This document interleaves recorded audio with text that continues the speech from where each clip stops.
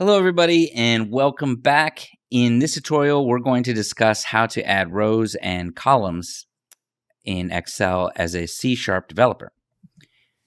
So as I said, we're going to be adding rows and columns in Excel. We're going to do so using the IronXL.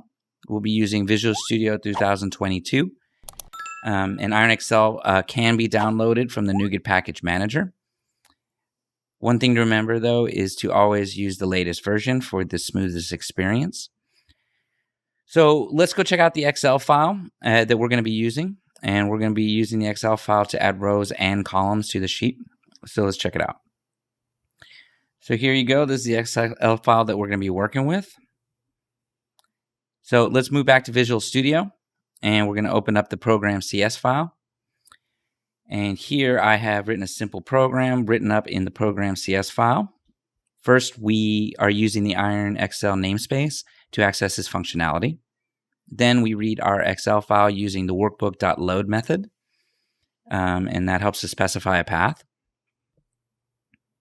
Next, we get the default worksheet from our workbook using the workbook.default worksheet, and that basically means that we can start manipulating the sheet. So to add a column before column B, we use the insert column method with the column number as the parameter. Now remember, numbers start from 0, so column B is actually column 3 in zero-based indexing. If you want to add multiple columns, you can use the insert columns method, specifying the starting column and the number of columns to add. Adding a row works similarly. To add a row before row 2, we use the insert row method. And for adding multiple rows, we use the insert rows method, just like the columns.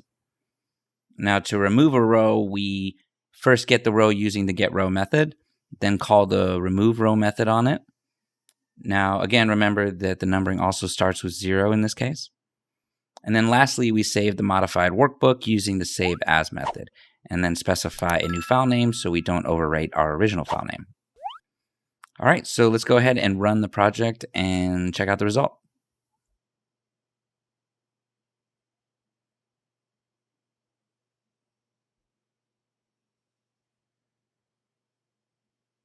All right, our program has run successfully, so let's go ahead and open the modified Excel file.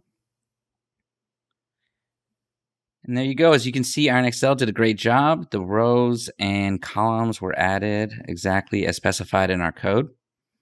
And that's it. That's how you add rows and columns in Excel using IronXL in Visual Studio. Hope that you found this tutorial helpful, and please subscribe if you want to see more helpful tutorials from Iron Software.